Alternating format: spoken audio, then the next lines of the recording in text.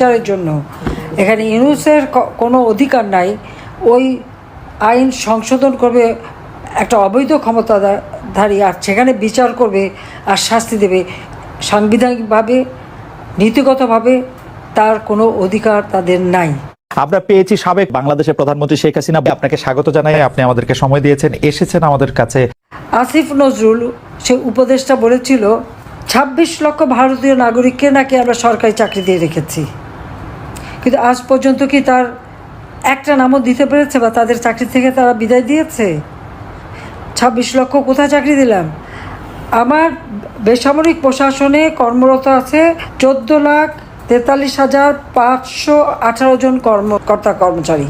তাহলে ২৬ লক্ষ কোথায় আমি চাকরি দিয়েছি ভারতীয়দের? তার কোনো জবাব আছে? কে জবাব নেবে তার কাছ থেকে?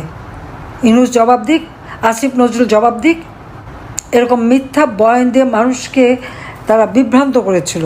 আজকে যারা বিভ্রান্ত হয়েছে তারা কি এটা উপলব্ধি করতে পারেন যে কত বড় মিথ্যাবাদী, কত বড় মিথ্যাবাদী? এইভাবে মিথ্যা অপপ্রচার চালিয়ে মানুষকে বিভ্রান্ত করেছে। এখনও যদি কেউ সজাগ না হয় আমার কিছু বলার নেই, কিন্তু আমি তো বাবা মা ভাই সব হারিয়ে সেই ব্যথা শোক বুকে নিয়েও যে জাতির জন্য আমার বাবা জীবন দিয়ে গেছে। আমরা তো ছোটোবেলা বাবাকে কতদিন পেয়েছি, 1-2 বছর তো পাইনি। যে বয়সে বাচ্চারা বাবার সাথে স্কুলে যায়, আমরা কি সেই সুযোগ পেয়েছি কখনো? দেখা করতে তো জেল গেটে যেতে হতো আমাদের, আব্বার সঙ্গে দেখাই হতো জেল গেটে। এটাই ছিল বাস্তবতা। এই দেশের মানুষকে তিনি গভীরভাবে ভালোবেসেছেন, আমাদের থেকেও মানুষকে বেশি ভালোবেসেছেন। আর সেই দেশে সেই মাটিতে যখন স্বাধীনতা এনে দিলেন, তারপর তাকে নির্মমভাবে হত্যা করা হলো। তারপরেও 6 বছর দেশে আসতে পারিনি, রিফিউজি হিসেবে থাকতে হয়েছিল। পাসপোর্টটা পর্যন্ত জিয়াউর রহমান দেয়নি রেহানার। কোনো দলকে নিশ্চিহ্ন করার জন্য তাদের উপর নির্বিচারে অত্যাচার নির্যাতন করা, সেটা কিন্তু আওয়ামী লীগ করেনি। বরং সকলের মৌলিক অধিকার, গণতান্ত্রিক অধিকার আমরা নিশ্চিত করেছি। আমাদের সোশ্যাল সেফটি নেটে সেখানে আমরা যে তালিকা করেছি সেখানে কিন্তু আমরা দল দেখিনি। আমি যে ভূমিহীন গৃহহীন মানুষকে ঘরবাড়ি তৈরি করে দিয়েছি সেখানে কিন্তু কোনো দল দেখিনি। আমি যখন সরকার গঠন করেছি, আমার সরকার জনগণের কল্যাণেই কাজ করেছে, জনগণের জন্য, কোনো একটা দলের জন্য না। এটা হলো বাস্তবতা। কিন্তু আজকে যখন দেখি সমস্ত রাগ আওয়ামী লীগের উপর, সমস্ত দোষ আওয়ামী লীগের, সমস্ত দোষ আমাদের, নির্বিচারে আমাদের উপর অত্যাচার নির্যাতন চলছে, জেল জুলুম চলছে, পাশাপাশি মুক্তিযুদ্ধের চেতনাকে নস্যাৎ করা, মুক্তিযুদ্ধের স্মৃতিচিহ্নগুলি মুছে ফেলা। আজকে বাংলাদেশের অবস্থাটা কি? এই মুহূর্তে আপনারা দেখেন দেশটা অচল। কেন? সরকারি কর্মচারীদের যে দুরবস্থা, তাদের চাকরি খাবার জন্য এক অধ্যাদেশ জারি, তার উপর অর্থনৈতিক অবস্থা কী অবস্থা? আজকে আমাদের ব্যবসায়ীরা নিজেরাই বলছেন যে 2 মাসের মধ্যে 50% শিল্প বন্ধ হয়ে যাবে।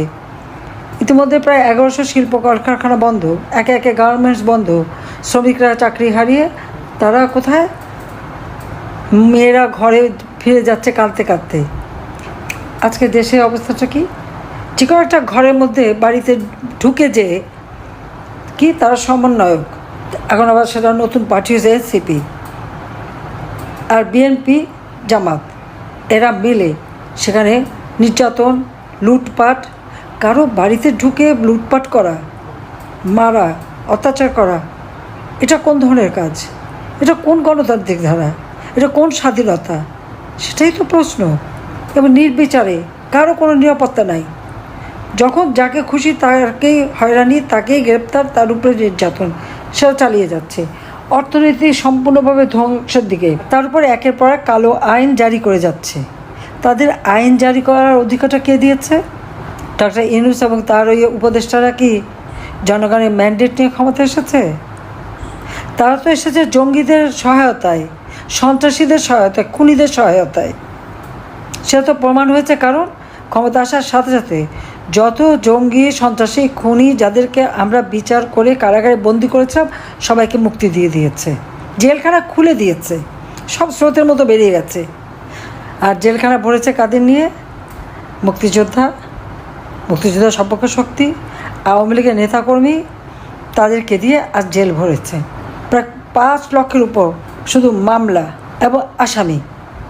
আমার মনে হয় ডক্টর ইউনূস একটা রেকর্ড করে ফেলেছে।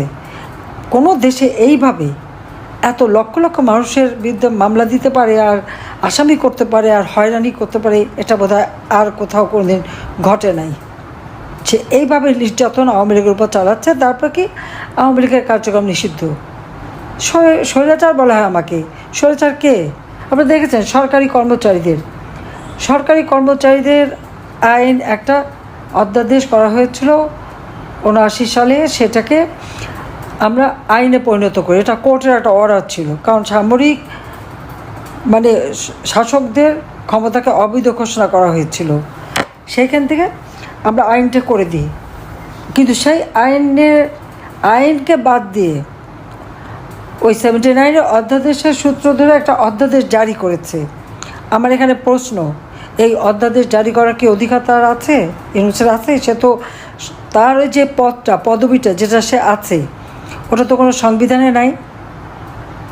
জনগণের ভোটে নির্বাচিত হয়ে সে আসেনি, জনগণের ম্যান্ডেট নিয়ে আসেনি, এসেছে জঙ্গিদের সহায়তায়, সন্ত্রাসীদের সহায়তায়। আজকে সচিবালয় থেকে শুরু করে সকল কর্মচারী, তাদের উপর যেভাবে নির্যাতন, আজকে সরকারি বেতনভুক কর্মচারী সকলেকেই চাকরি থেকে তারা বের করে দিতে পারবে।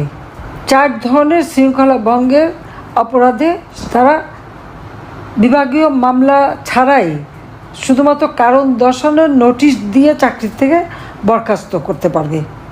এই ধরনের অধ্যাদেশ তারা জারি করেছে। কে তাদের দিয়েছে এই অধিকার? এটা তো সম্পূর্ণভাবে সংবিধানের সঙ্গে অসামঞ্জস্যপূর্ণ, সম্পূর্ণ অসামঞ্জস্যপূর্ণ। কারণ 2018 সালে সরকারি কর্মচারীদের আইন করা হয়, অথচ সেই আগে যে অধ্যাদেশটা সেটা কিন্তু রহিত করা হয়েছিল। আবার সেটাকে পুনরায় রহিত করা, আবার এই অধ্যাদেশ দেওয়া, তাদেরকে কে এটা জারি করতে বলেছে? সরকারি অধ্যাদেশ জারি করা কোনো অধিকার তো এর নাই, সংবিধান সেই অধিকার দেয়নি। আর যে আইন সংসদে পাশ হয়েছে সেটা কার্যকর হবে বা সংশোধন হবে সংসদেই, অথচ সংসদ কোথায়? একের পর এক আপনারা দেখেন কিভাবে সরকারি কর্মচারী থেকে শুরু করে এখানে আমাদের সামরিক বাহিনী, সশস্ত্র বাহিনী, পুলিশ বাহিনী বলেন, প্রত্যেকের উপর যে জুলুমটা হচ্ছে। এখন এই নতুন আইনে এদেরকে সম্পূর্ণভাবে চাকরি থেকে বরখাস্ত করতে পারবে শুধু কারণ দর্শানোর নোটিশ দিয়ে। সরকারি আইনে তো এটা বলা নাই, তো এই অধ্যাদেশ সে দেবে কীভাবে? একটা দেশকে কিভাবে ধ্বংস করা যায়, এটাই হচ্ছে ইউনূসের উদ্দেশ্য। যে দেশটা মাত্র 8 মাস আগে সারা বিশ্বের কাছে উন্নয়নের বিস্ময় ছিল, আজকে সেই দেশটাকে ধ্বংসের কিনারে নিয়ে গেছে। যে গরিব মানুষ অন্তত 3 বেলা ভাত বা খাবার খেতে পারত, আজকে সেই খাবার তারা খেতে পারে না। বলেছিল যে আওয়ামী লীগের আমলে, শেখ হাসিনার আমলে সব জিনিসের দাম বেড়ে গেছে, ইউনূসটাকে খুব সস্তায় খাওয়াবে। কোন জিনিসটা সস্তায় খাওয়াচ্ছে? 81 সালে আসার পর থেকে দেশের মানুষের জন্য কাজ করেছি, এবং যখনই ক্ষমতা এসেছি দেশের উন্নতি করেছি, মুক্তিযুদ্ধের চেতনা বাংলাদেশকে গড়ে তুলেছি, আর্থসামাজিক উন্নতি করেছি, সারা বিশ্বে বাংলাদেশের সম্মান। আজকে এই একটা ক্ষমতালোভী ইউনূসের কারণে সমস্ত বাংলাদেশের ভাবমূর্তি নষ্ট হয়ে গেছে। আর এখন এমন কোনো শ্রেণী পেশার মানুষ নেই যাদের উপর জুলুম অত্যাচার না হচ্ছে, এমন কোনো শ্রেণী পেশা নেই। চরমভাবে আজকে দেশটাকে ধ্বংসের দিকে নিয়ে যাচ্ছে। কেন? যুদ্ধ অপরাধীদের বিচার করেছিলাম, সেটা আমার অপরাধ? আমার বাবা মা ভাইদের যারা হত্যা করেছে সেই খুনিদের বিচার করেছি, 15 আগস্ট খুনিদের, সেটাই কি আমার অপরাধ? এই যুদ্ধ অপরাধীরা কী করেছে জানেন না? পাকিস্তানি হানাদার বাহিনী গ্রামের পর গ্রাম জ্বালিয়ে পুড়ে ছাড়খাড় করেছে। তাদের দোষর ছিল আলবদর রাজাকার আল-শামস বাহিনী। মেয়েদেরকে ধরে যখন ক্যাম্পে নিয়ে যায়, এই রোকেয়া হলে যেভাবে রেপ করেছে এবং নির্যাতন করেছে 25শে মার্চ রাত্রে। যারা সেই ইতিহাস জানেন না, আমি মনে করি এখন ইউটিউবে অনেক সময় অনেক ইতিহাস পাওয়া যায়, একটু দেখবেন পড়ে। তরুণ সমাজকে আমি বলবো, শিক্ষিত সমাজকে আমি বলবো, তাদের এই ইতিহাস জানা উচিত। এই যে মেয়েদেরকে নিয়ে গেছে, তাদেরকে তো শাড়িটাও পরতে দিত না, একটা পেটিকোট গরমাতে পরে থাকতো। তাদের উপর যেভাবে অত্যাচার আছে, সমস্ত শরীর তাদের ক্ষত বিক্ষত ছিল, কোথাও দাঁতের কামড়, কোথাও ব্যান্ডেটের খোঁচা। তাদেরকে যখন উদ্ধার করা হয়, উদ্ধার করে এই সমস্ত মেয়েদের চিকিৎসা, পুনর্বাসনের ব্যবস্থা এবং বীরাঙ্গনা নাম দিয়ে তাদের সম্মান দিয়ে গেছেন জাতির পিতা বঙ্গবন্ধু শেখ মুজিবুর রহমান। আমার মা নিজে দাঁড়িয়ে থেকে তাদের বিয়ে দিয়েছিলেন। অনেক বাবা মা নিতে চায়নি, তাদের অন্য বাচ্চারা আছে, তাদের বদনাম হবে, সেই জন্য ঠিকানা দিয়েছিলেন এই মেয়েদের, যে তাদের ঠিকানা হবে 32 নম্বর বঙ্গবন্ধু ভবন, পিতার নাম শেখ মুজিবুর রহমান। আর সেই 32 নম্বর যে বাড়ি থেকে জাতির পিতা স্বাধীনতা ঘোষণা দিয়েছেন, যে বাড়িতে জাতির পিতা বঙ্গবন্ধু শেখ মুজিবকে নির্মমভাবে হত্যা করা হয়েছে, আমার পরিবারের সকল সদস্য সহ যে পরিবার ছিল এই নির্যাতিত মেয়েদের ঠিকানা, সেই বাড়িটাও জ্বালিয়ে দিয়েছে, বুলডোজার দিয়ে ভেঙেছে, হাতুড়ি দিয়ে যারা ভেঙেছে আর দাঁত বের করে হেসেছে, তাদের লজ্জা হয় না? মুক্তিযুদ্ধের সমস্ত স্মৃতিগুলি একে একে ধ্বংস করে দেওয়া হচ্ছে, মুক্তিযুদ্ধের সমস্ত ইতিহাস মুছে ফেলা হচ্ছে। মুক্তিযুদ্ধের স্মৃতির জন্য ইতিহাস